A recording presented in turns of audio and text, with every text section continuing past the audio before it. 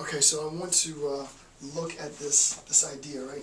Insofar as we believe in morality, we believe in absolute perfection of truth, right? If you believe in morality, that there ought to be a way that things are done, then you believe that that system, right, that process, what we ought to do,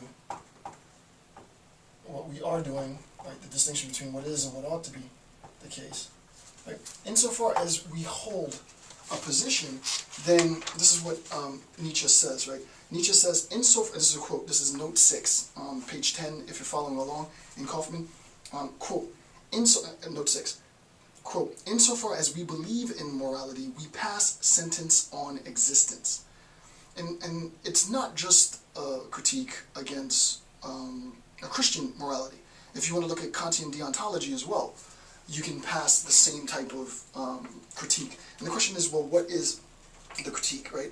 If we believe in the absolute perfection of truth, well, how is that problematic, right? So I'll give you an example.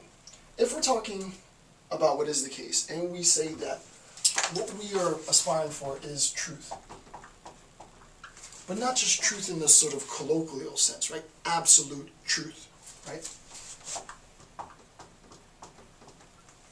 Absolute truth. Then we see, his claim is, insofar as we believe in morality, we pass sentence on existence. The example that I gave, and I'm not going to get deep now, right? I could get really, really deep and, bring out all the swords with respect to ontology, but I'm not. It's just think of the movie, it was like Liar, Liar, and The Invention of Lying, I think. Liar, Liar was the Jim Carrey movie. Invention of Lying, I think, was Ricky Gervais's flick. It's the idea, right? If we are in a system where there is lying, and we aspire for a system where there's absolute truth, then once we attain this highest value of absolute truth, everything is going to collapse. Why?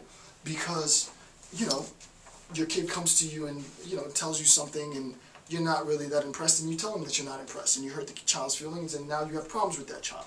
I mean, the whole point of lying isn't, there's this really, sort of really simpleton understanding of lying, right? We were all educated as young children to believe that lying is always bad, you should always tell the truth. And as you become an adult, you recognize that this is the most perverse, this is my interpretation, so I'm not trying to offend anybody, but, it's just wrong, right? There's a time when you need to be lying, right? If we posit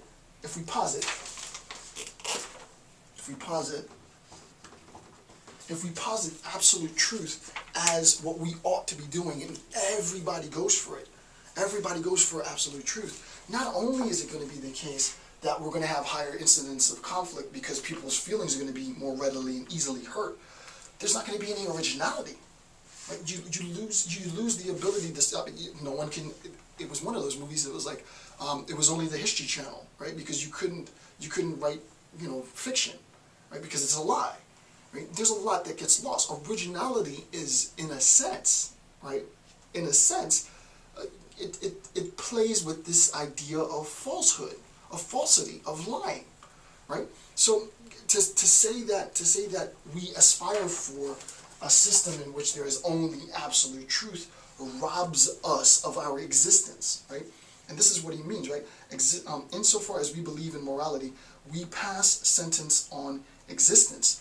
There's so much of our lives that require us to lie, and we find entertainment in lying, not just flat out lying so that we can, manipulate a situation for our own egoistic concerns. No, but I told you a story and it was all fallacious, but you laughed and you thought it was great.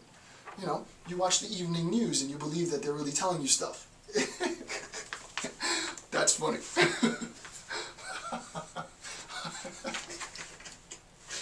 Sorry, I never break form. But yeah. So it's odd. Okay, so you get that point. Next point, last point in this, morality created and cultivated the notion of truthfulness. Existence necessarily becomes subordinated to the absolute perfection of truthful morality. Where we are becomes subordinated, right? It's this demand.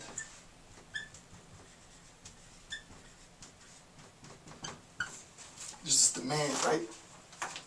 Don't lie, do what I say, live how I want you to live, right? This is, for those of you who know Nietzsche a little bit, I'm not going to get into it, I'm just passing it. This is the dragon, right? It's sort of like, you know, you will, you shall do what I tell you to do, when I tell you to do it, how I tell you to do it. It's the commandments, it's the demand, it's the finger pointing, right? It's do it because I have the power.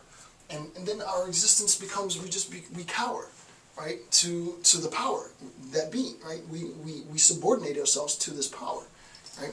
It's in this tension, not specifically in the Nietzschean sense, but it's in this tension where Freire is awesome, where Jose Ortega y Gasset is awesome, Uno Munoz is awesome, where all the stuff that I like studying, where we're like, nah, we ready, I'm not going to cower, you know, but side note.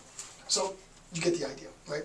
This idea of positing absolute truthfulness as the end state, the telos, the goal of our ethical system, specifically a Christian moral ethic, according to Nietzsche, is completely wrong, right? It is the first instance, and hopefully a very clear instance, in which the highest value collapses in on itself. We have attained, theoretically, a state where there are no lies. But think about our existence. What happens in our existence now? What is your life? Right? If we were to get rid of lying, what would your life be like? And the argument, it would suck, right? It would suck. That's the general idea. You guys know me, right? As the lectures progress, I'll get more sort of filled with jargon and blah, blah, blah. But this is the first 2 pages. And to be honest with you, I'm approaching like an hour and a half of the lecture, and we've only gone through the first 7 notes. So this is going to be very, very detailed and very, very long. But hopefully it will last for years. Okay, so we need to understand this idea of a transitional stage of meaning. Nietzsche introduces this notion at this point of meaning. Well, what does it mean to live this lifestyle? Cowering to the powers that be, to the demand, the shall, the will, right? Literally, well, I don't want to jump at the gun, but cowering to the demand, right? What does this mean, right? What does this mean for us, regular folk, right? How do we make sense of our state of becoming? Remember, the distinction between being and becoming. How do we make sense of this? So this is what I'm calling, because he uses the term the transitional stage, but I'm just calling it, for ease of pedagogy, the transitional stage.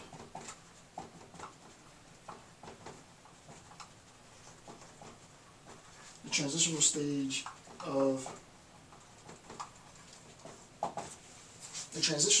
meaning.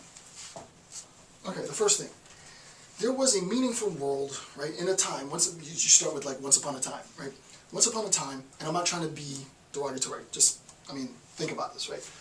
Once upon a time, there was a meaningful world where God established the laws and social values of morality, right?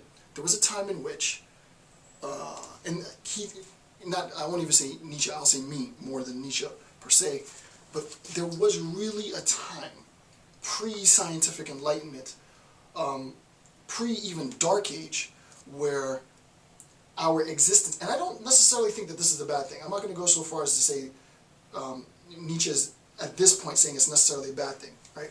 But there was a time where it was more magical, where it was more mystical, where me walking, through the forest and feeling a breeze, or having, let's say, an antelope come to me was a signal from some messenger from beyond, right? The fact that events happened in the world around me and influenced me wasn't in any sense arbitrary. Everything was connected, right? There was this pantheism, there was this, transcendental paganism, if you want, contradiction, right? There was this paganism on a global level where I am part of the roots and the trees and blah, blah, blah, right? There was that connectedness, right?